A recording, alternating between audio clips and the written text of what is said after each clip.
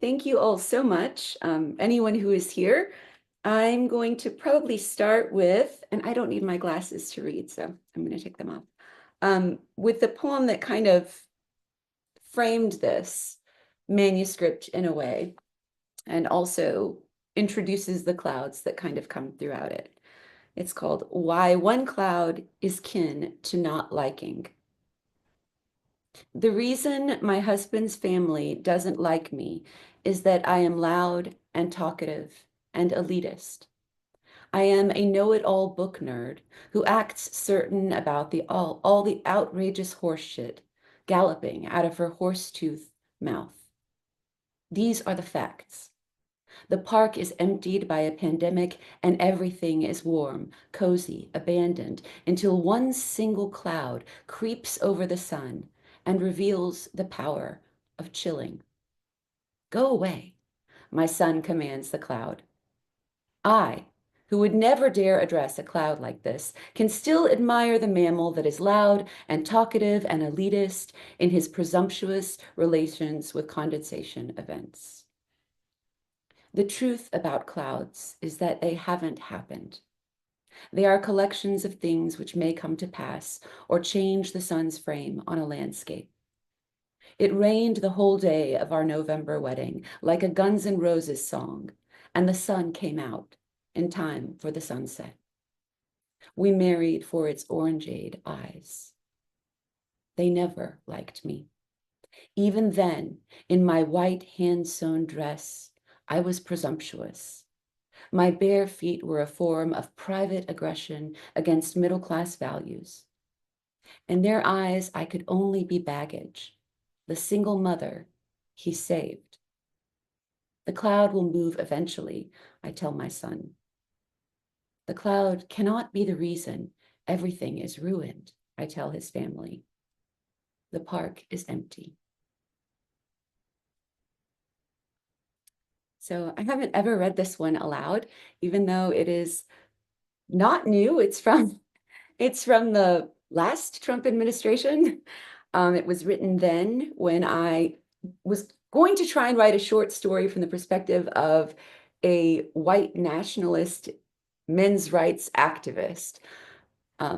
Fiction has always been a way that I kind of try to think through things. And I ended up in this chat room under this disguised identity and was absolutely horrified by what I discovered, but also surprised by how much of the stuff that I found there was also contiguous with our popular culture and with what people were saying and with what was around me. So this is called An Intense Sense of Victimization, and it is, quote, dated. And it comes from David Lane's 14 Words, which were a slogan for the US neo-Nazi movement.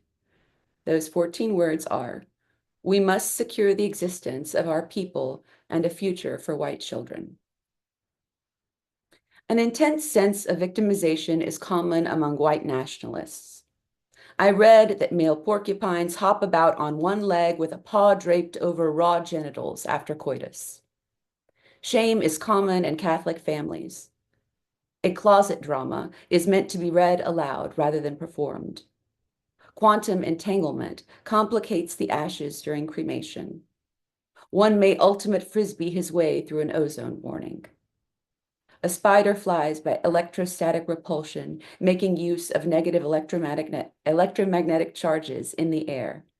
See Unwinged. Locker Room Talk is a popular neo-Nazi podcast. The Rise Above movement started in California. The men discovered their affinities at a gym amid the aroma of wet iron, a nagging desire to see Trump go further. These RAMs were not racist. They were proud of their heritage. They identified as warriors for the right to white skin supremacy. Two founding RAMs were active duty Marines. A Bildungsroman may include a timeline of the protagonist's early life. An intense sense of victimization is common among Trump voters. I have read that Proust wrote in bed, stretched on one side for hours at a time. I'm writing in bed, stretched on one side like Proust when he decided writing was the only partner he wanted. Look, the wrist falls asleep before the elbow. Plants share a negative charge with the ground. They grow up and out and into positively charged air. The juxtaposition of unlike things causes invisible electric fields to form around plant branches and leaves, like secret patches of positivity. One may pizzagate with the wind in his hair or the sun in his bootstraps. An intense sense of victimization is common among religious fundamentalists. Locker room talk is where they grow up and come out manly. The orphans of silence gather in the orchard to collect fallen plums. Eyes like tasers bring a twitch to the face. A Bildungsroman may include the persistence of garlic. Shame is common when suffering is bondage. God is the most intense eagle, the whole field at stake. Sorry, it's been a long time since I've read that, and it's not any more comfortable to read now. And I'm going to do two more, one which is from the book, and then one which is from the past few weeks, just because.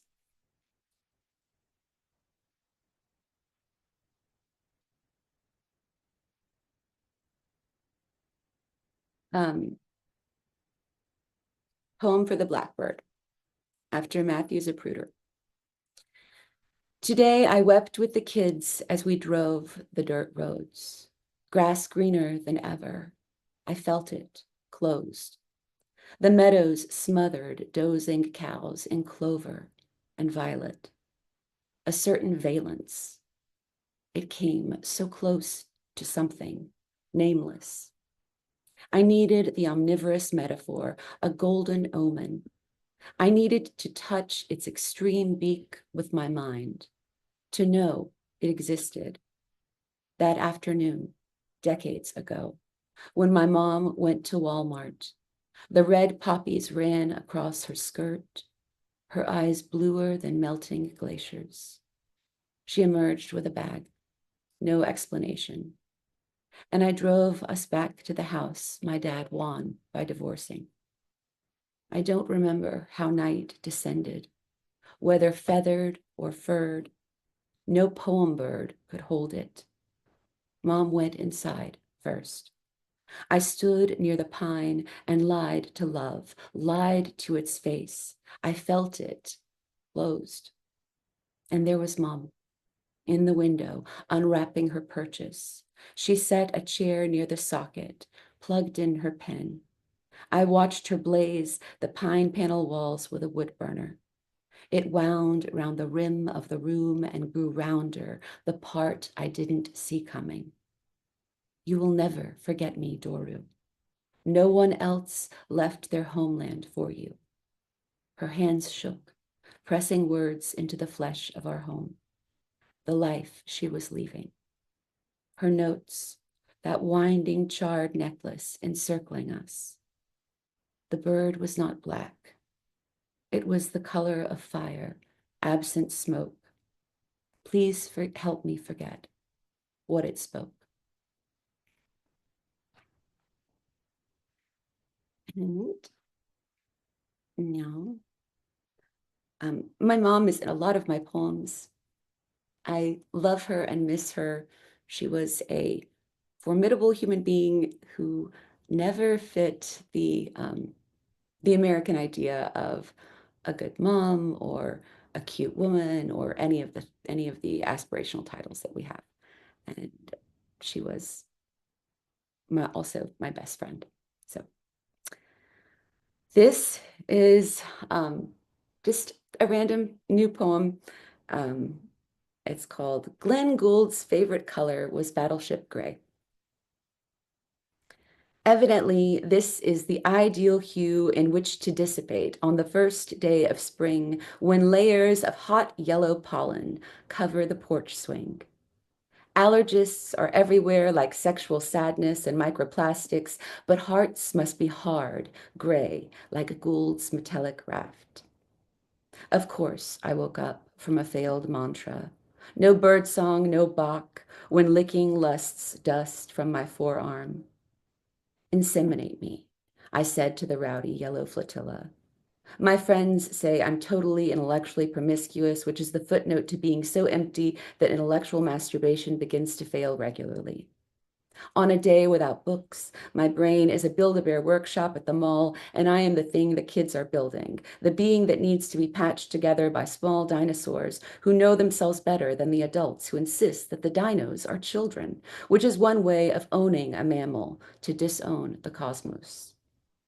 No tenor, no accordion, no peanut sonata. Friends are there for the remainder in that solo, Tangelo polyurethane ear, which is as close as I've come to a livable homeland when I'm being faithful to Hughes or to heritage.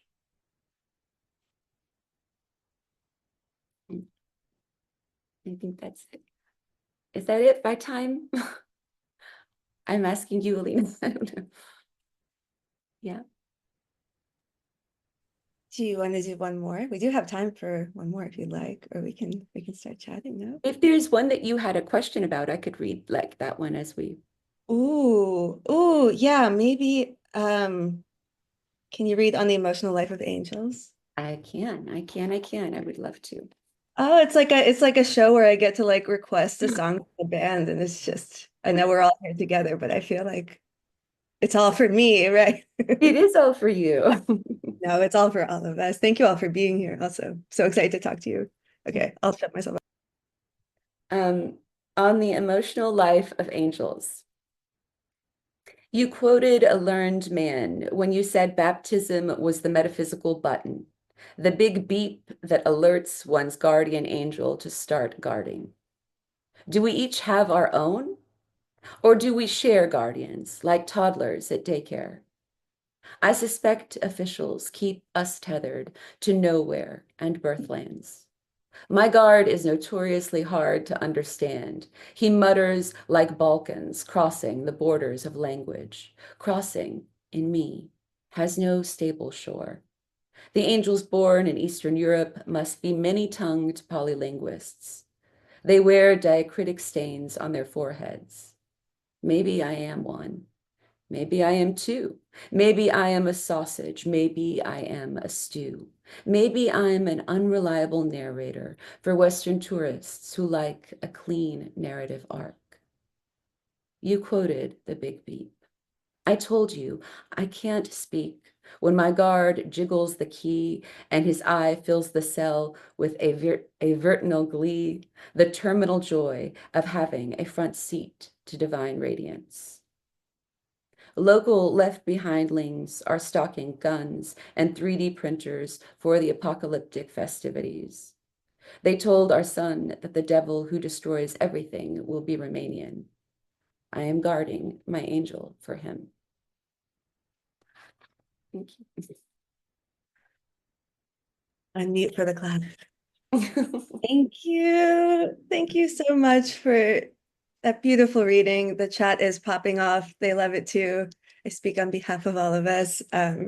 It's such a pleasure to be pinned to this Zoom screen with you and to chat with you about this amazing book. I'll kick us off because I want to have time at the end if folks want to also ask questions. So congratulations on the publication of my heresies. I am going to do like a Eastern Euro poetry hat trick here and quote the wonderful Ilya Kaminsky, who says of your book, the lyrical sweep and abandon of these poems is stunning. The tonal variation here too is so special. This is a poet who can be direct, metaphysical, compelling, humorous, intimate, playful. The list goes on. Truly, here is enough fire in these pages for 7 poets. Yes, hard agree. And so like I asked you to read this poem because I want to quote it, and like now everyone has like the context of the full poem if they don't have your book yet, which you all should order it today if you don't have it already. So as you write in the poem on the emotional life of angels, maybe I am one, maybe I am two, maybe I'm a sausage, maybe I'm a stew, maybe I'm an unreliable narrator for Western tourists who like a clean narrative arc. So I love the variances in tone and form, as Ilya said, and I also really connected deeply with the lack of tidiness, let's say, and what I perceive as a disinterest in having a narrative arc to the poems and to the book. The poems aren't here, in my opinion, to impart any kind of tidy lessons or to move neatly from like A to B. And they resist epiphany, although I think throughout the book, there's these deeply human moments of realization and awareness where the reader can recognize their own experience of being human. But I think My Heresies overall resists neat categorization with regard to its aboutness or linearity or redemption. And I was wondering if you were conscious of this when writing, or I guess, is that something you consciously resist in your writing, which I feel like a lot of poets are pulled to do by like the publishing forces that be to kind of have aboutness. There's a question in there somewhere, I swear. Well, I mean, I think, in a way, your poetry does something similar. And I think it's that, so you're born in Moscow, right? Um, like technically, according to like the Cold War, you and I should be positioned in this anti, but what we both grew up with is this sensation of being defined by the country that you come from, right? Being defined by the sort of different myths of empire and the different stories that are told. And in the US, I think there's a there's a sort of possibility here that people have, and I don't know if it's like ontological or if it's rooted in like what we ignore of history, but there's this sense of purity that I don't think really can exist anywhere else. If there's no clean hands in the Balkans. It just doesn't exist. And here in the US, people still try to have clean hands and they build entire careers and entire, metaphysics on this idea of purity. And I think one of the things that this book wanted to really contest or to really grapple with was the relationship between the politics of purity, the eschatology that is involved in a lot of extreme right-wing thinking, and the way that purity plays out in things like gender, nationality, language, and all of that when you get to sort of unfree spaces and unfree ways of being, if that makes sense. It totally makes sense. And I was actually going to ask, now that we're sort of there talking about America specifically, and both of us, we're here, but we're not of here. Um, if you thought the need for kind of like narrative aboutness is something that's like inherently American, perhaps, and with regard to like art in this moment. Hmm. I mean, that's a good question. I do think that like what I've seen growing up in the South is this primacy of the testimony as a form that is highly leverageable, whether, to sell an object, you have the testimony, but also it really comes from the churches, from these spaces where people would stand up and testify that they had wanted a car and God had given them a car. And that's a sort of like a sort of evidence that is granted in in the word and in narrativity that makes it stand above any question, right? So I think that fascinated me seeing it, but also just um, a I don't know. I'm very comfortable with uncertainty, I think, in ways that um, are not really validated or not really permitted in our culture, in the US. I don't know if that's true for everyone, but I don't know. Another thing I wanted to say about your work that really struck me is that it's so rich with quotations, allusions, translations, like in epigraphs, inline, everywhere, like name checking other poets, musicians, artists, philosophers. I just like, I think I said this in the email to you, but like I kept thinking the word omnivorous, like it just brings everything in. And I was curious about the role of intertextuality in your writing process. Like, are other works a starting point for poems, or like do they speak to each other or like speak to you as part of your process? Or also, how much do you decide to like explain about these references to the reader? It's a really great question. Um, I can think of one example because you're right. Intertextuality is just assumed for me. It's like it's irresistible to me. It's always happening, and I'm always trying to talk about the books that influence me, or the thoughts that like I find on a page, and sometimes the place I talk about that is in poetry. So for example, one of the socialization poems, I think it's the one where the father talks about the land of the giants, and I forget what the title of it is, but it came while I was reading Adorno, and reading specifically this essay that he wrote in 1966 called Amorbach. And it's about this place that he used to vacation all the time when he was young as a child. And he was trying to describe, he's taking a little Proustian turn, trying to describe why that space was so, what about that space couldn't be communicated? What about the experience of this place in the mountains and the way he perceived the world as a child was incommunicable? And the first line in it is Cloud Man, a mountain that is the image of its name, a friendly left behind giant. And so that's the first picture, is this child is Cloud Man. He sees the mountain as the image of its name, and it's a friendly left behind giant.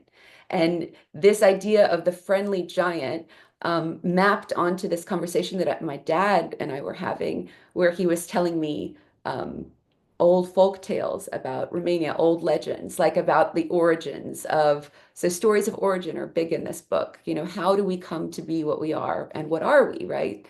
And so I went sort of Adorno's Amorbach and his Cloud Man um, were present as I was, you know, writing this poem about my father trying to explain the friendly giants in Romania at a time when there was no war, right? Where people, the giants were friendly, they shared soup bowls, or I forget what exactly the poem says, but it was something, and it was my dad's memory of childhood too. So there's this weird intersection of the possible, of the unthought, of the otherwise, which I think is what Solmaz Sharif has called it. But that's always a space for me in poetry that um, can be possible, I guess. And I was just thinking about, you know, that Jack Spicer line about how like poets are radios, just like picking up frequency. I feel like your radio just has like the dial has so many stations and like the dial is constantly moving and like in a really, really great way, you know. I had to like I had my laptop near me always when I was reading your book because I had to keep like looking up you know, various references. And I feel like it's such a rich text in so many ways. I think given all of the above, I'm curious too, like what your writing process is like and how a poem comes together, or because I know you write in like many forms, like how you decide and at what point you decide like, oh, I'm actually writing a work of fiction, or I'm writing a poem, or I'm writing, you know, an essay, say. How does that happen for you? it's such a hard question because a lot of times I don't realize until it's too late that something should have been an essay instead of a poem. You know, like I'm, you know, even this example of the Amorbach, you know, poem, it could have been an essay. You know, it could have been a longer essay um, about the otherwise and about the child mind and about, you know, the way that territories and geographies map us artificially, and we don't realize that the child is somehow more capable of seeing both the magic, the friendly giant, and um, or the utopic, than the adult who has internalized all of the flags and borders as definitive of the self. um, I often, you know, I notebook a lot. So everything will come from something in a notebook that, you know, was written, whether it's like that's something that I overhear, a moment between, you know, my kids and I, um, reading, you know, like with the white nationalist poem, just finding that just very stark phrase about white supremacy that I didn't find in any news media being reported. And it was so loud to me. And Trump had already, you know, won with David Duke's endorsement. And it was jarring to me that this exact, you know, conversation wasn't happening in the New York Times, for example. So, you know, um, I think I could have been serious in it, but I wanted to play with the absurd. I think absurdity sometimes for me is a way of even being more serious, and that may be a little bit on the Eastern European I was just gonna say. side, where I'm like, this is so obvious that, this is such a Ionescu style rhinoceros. And um, if I have to be, if I have to bend in odd shapes to say that, I will. I don't know. Um, but yeah, it's a very hard question. Everything comes from things I read, see. Music influences me a lot formally. Um, with these poems, I had more of a desire to not be conclusive. And so I would break lines in places where I could have very easily kept a line to create a sort of sonorous rhythm. So a lot of times I worked against sonority, and I think that's because I was reading a lot of avant-garde composers' writings at the time, and I was really interested um, in different ways of thinking about what Adorno had said about Schoenberg, while completely ignoring his comments on jazz, which are absolutely worthless. So, yeah. I guess too, I'm giving us all like a free craft lecture through this conversation, I think, from you. There are so many, as Ilya mentioned in his blurb, so many formal variances in this book. How did you decide? Actually, I'm more interested too if like there are any poetic forms you tried and were like, no, or like ones that were like po particularly difficult, but you persisted and now enjoy it. That's a really good question. For this book, there were no, because I didn't want to sound pretty. I didn't do anything like a sestina. I didn't pick anything that has a possibility of completion. I didn't do, for the most part, any rhymes that would give that sense. I played with golden shovels more than I ever have. I don't think I've ever really gotten into them except with this book. And that's because I was reading Revelation, which I had never read, and I was trying to find some of the verses that were prominent among the apocalyptic Christian right. And and I and I thought a golden shovel of Revelation would be really fun. So I ended up doing several of those, and not all of them made it to the book, but that was a form that allowed me to be in dialogue with the text, as you mentioned, like this desire, but also to sort of argue with them and hold them against, this indictment. So the book isn't going, the speaker of many of these poems doesn't really try to defend herself against what she's being accused of. And, you know, I- and I think that was sort of the most interesting and exciting part of it for me as a writer is, looking at the apologia to the old form, which is that sorry, but I'm not sorry, actually. In fact, avoiding the sorry completely, um, you know, but also just there's some really sad poems in here about not, um, very sad poems that are, I guess, reflective of a world where, all of the known categories are suspended too, I guess. It's a beautiful sentence. Um, I'm You're so interested in what you complimentary and so nice and so sweet, and I'm so grateful. I'm so grateful for your questions and close reading, Alina. It's all true. I'm curious if you could like unspool a little more what you said at the beginning of your answer about like not wanting to be pretty, like not wanting the poems to be pretty. And like maybe part of that is like, yeah, the like not apologizing. But I was wondering if you could say a little more about that, what you meant by that. Yeah. So, one of the really beautiful things about like studying music alongside poetry and studying older poetry and studying form is the discovery, for example, looking at a fugue in music, right? Like a sonnet in poetry, the way that we have an expectation that builds from the form itself, and the way that the fulfillment of that expectation creates a sense of completion in us. So a lot of the reactions against, modern composition or atonal music was this idea that nothing was completed. There was no rhythm. There was no way to expect anything because there was nothing built in that you could recognize. There was no recognizability. And so this, in the gender, that I occupy or am occupied by, there is a notion of prettiness and a certain tone of voice, a certain way of speaking that is also considered more persuasive aesthetically. And I wanted to resist that in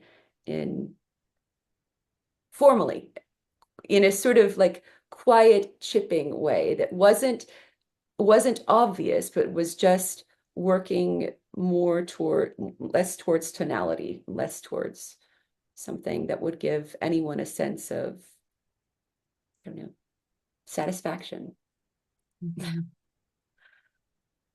I feel like you're rubbing off on me because like a line from another poet popped into my head as you were talking, which was Linda Gregg's line, "Femininity is a sickness." And I think about that a lot when I'm writing. And yeah, like resisting the way that I feel like I'm meant to write or sound. I wanted to really quickly, I feel like I'd be remiss if we didn't talk about this cover a little bit. Can you share how it came to be? I would love to know everything about the process. It's such a striking cover. Every time I've posted it, friends have just like DM'd me about it. Like, this cover is so sick. It's amazing. I'm like, oh, go tell other Alina.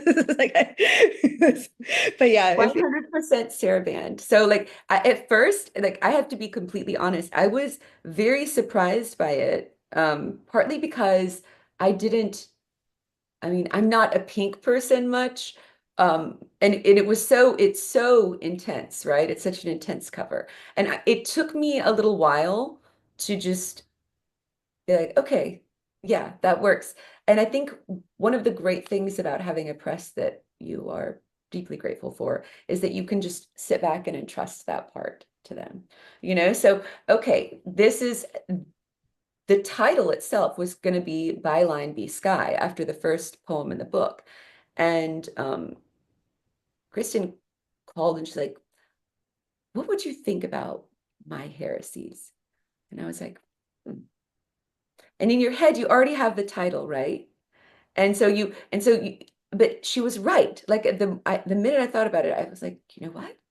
That's actually more correct. So I think there's like, all I can describe the cover as is to say that it's part of this liberation of me from that part of the book that requires thinking about that. Like I have like, to me, it works perfectly, and the title is exactly what it should be.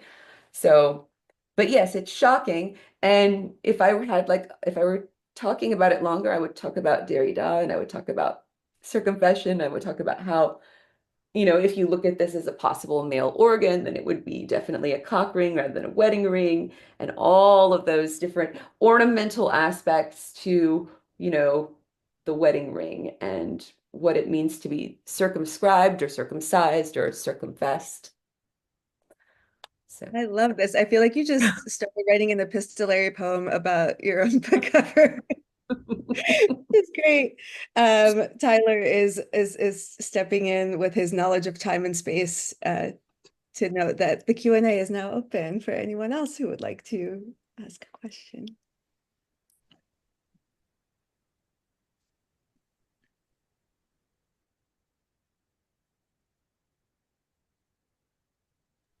Well, I wonder, can I ask a question, actually? Hold on. So, okay, great. There are some people chiming in. So Alina asks, I'm curious, you said before that you mentioned Romania briefly, and it's in your bio, and you were telling me and Alina before the event started that you're heading to Romania for a visit, I think at the end of this month or coming up very soon. I'm wondering like what it is you're most excited about to see or reconnect with there, and at the same time, if there's anything that's making you discomfited about visiting. I don't know, any kind of like positive and negatives as you're looking ahead to this trip. Well, the fact that the candidate slated to win is a Trumpist is certainly really discouraging. Um, really discouraging, uh, to say the very least. I'm always happy to be surrounded by spoken Romanian. I miss it so much. And I think that's one of the most profoundly wonderful parts of it is just being surrounded by Romanians, people speaking it, hearing it, just letting it, I don't know, I feel it differently, but also just going to the places that are special that I remember, seeing family, you know, nothing particular. My little cloud mans, I have some there in Transylvania, so I will go look at those little mountains and um, visit places where I took my mom's ashes and stuff like that. I read somewhere that the mother tongue, like your mother tongue is the language of your feelings, like for the rest of your life. And I feel the same way when I hear Russian spoken around me, like some other part of me just activates emotionally. And it's like maybe comforting is not the word, but it does something to me really profound. Yeah. Me too. I feel like it's like, I think it's the first language in which I heard I love you, and all of the care as a child was in that language. And so it's all of the fears, all the true stuff was in Romanian, all of the performative stuff was in English. And so there is this sense to me in which Romanian has the people who love me most were, you know, yeah, yeah. My dentist is Russian and he'll call me Alinachka. Sometimes like my name's diminutive and I'm just like, oh, like I know I'm at the dentist, but this is so comforting. The same. When people say Alina, I'm like, oh, something in me is just softened, and it's a, yeah, it's strange and inexplicable, but I think it is part of like the music. I think there's always, you know, that resonance in sound for us, and there's certain sounds that have resonance, and um, yeah. Yeah, softened is a beautiful way of putting it. Okay, I've interjected. There's actually questions in the chat. Thank you all for Yeah, asking. thank you both for chiming in on that. I think that was lovely. First, Elizabeth is asking to maybe hear more about the connection, the influence of Derrida on the book. If you could talk about that, Alina, and then we have another question from Raina in the coming. So I started like reading Derrida when writing probably like around the second part of these books. I went back to him. Specifically, I was looking at the elegy, and I'm actually going to be talking about that in a couple of weeks. But also his books on friendship, or his writing on friendship and the relationship to the dead. So some of the most beautiful elegies that I've ever read were written by Derrida for his friends and frenemies, people that he did not necessarily agree with, but when they died, it's as if what he agreed to say for eternity would only be the best of them. There was no economy of profiting from um, destroying them at that point for him. And I think that I'm always intrigued by ethics that leads us to kindness and generosity. And I feel like Derrida was just a radically thoughtful and wonderful human being in many ways, despite the complexity of his personal life, which maps some personal events in my own life. Um, so that's probably the easiest or quickest way of saying it, but also the epistolary form. Derrida is always addressing us, but also addressing his you is very broad, right? So Celan's you is broad, Derrida's you is broad. That the openness of the address, which to me is also something that really influenced me writing these poems. Excellent, thank you. And then we have a question from Raina, uh, thanking everyone for the thought-provoking conversation. Wondering if you can talk a bit about choosing what to read aloud from in this text. Are there certain kinds of poems that you hope to never be asked to read aloud? I know we all have our favorites, and I am always curious as to how poets land on those darlings of their own. It's a great question. I mean, the ones, I think I read the one that I would, like, if I look back and ask myself, maybe that one about, I mean, I read one of the ones that I think is most disturbing aloud, which is the one about the white nationalists. There are poems that are, I guess, more intimate in some way that I'm not sure are read aloud as effectively or are as given to language for someone like me who doesn't know how to perform her poems very well. I would love to hear someone else read those poems, I think. So there are definitely some that I just can't hear aloud musically in the same way. As for like any particular one, I mean, not particularly. I mean, I think there's some sexual language that I wouldn't feel as comfortable reading aloud if if my teenage daughter was sitting in the front row rolling her eyes at me, just because she would be like, Mom, why are you reading that one of all of them? So, I mean, I guess it depends on the audience, right? It depends on the people that are listening and on what I, I don't want to hurt people with poems. And sometimes a poem misses its point and does that if I read it at the wrong time or in the wrong context, I think. I don't know if that answers your question. All right. Well, this might be a great time to hear one last poem to close us out. If you'd be up for that. From Alina. Oh, all right. I feel like we're the two Spider-Man pointing. It would be so cool because I really, really, really loved your book, and it came out in the middle of that like disastrous time when everything was just cut off, and I would love to hear you read it. And I'm being completely selfish now. For you. Yes, for me. That would be for me. Okay, I was thinking in case I was called upon to do this, like what poem would I read to Alina specifically? And I think it's this one. And actually, Rena, who just asked the question in the chat, is in this poem. Surprise. She knows she's in this poem, but she didn't know I was going to read it. And I believe you're also a big Leonard Cohen fan, like me, Alina. He also made an appearance. Like you, I put everything goes in the sauce, everything's crispy, as Ted Berrigan said. This poem's called Blood Moon. You have a new memory. The cloud in my hand swells with burnished southwest sunlight. My avatar shone relaxed, not tugging the laundry line of her wants. August is an inconsolable month, spent gulping lushness at the edge of the tree line. After the mystic warns to be careful around low vibration people, I ask around to see if anyone wants to switch appetites for a week so I can understand moderation.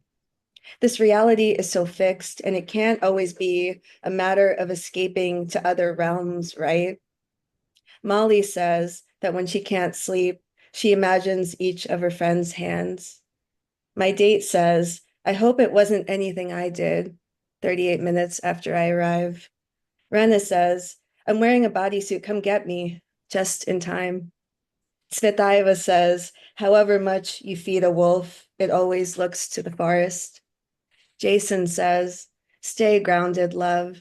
After we get high for 4 days and 4 nights in a protective measure against the blood moon, We dip our fingers into a black bowl and light dollar store candles, listening to Toni Braxton. Intentions are what matter here.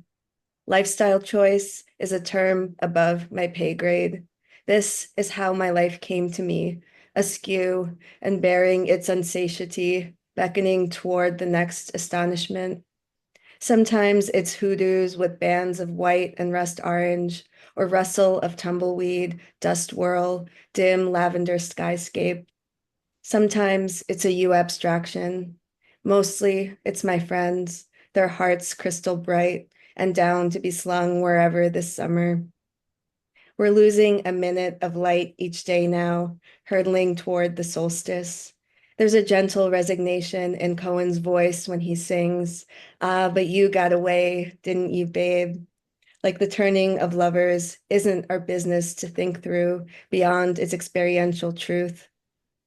I masturbate before walking to the co-op to feel more certain about my guac selection and the long, lone shadow I accompany home. I ask my phone, what time is sunset? What kind of moon tonight? What song was playing when my heart's chambers got thrown open to let these breezes in? The end.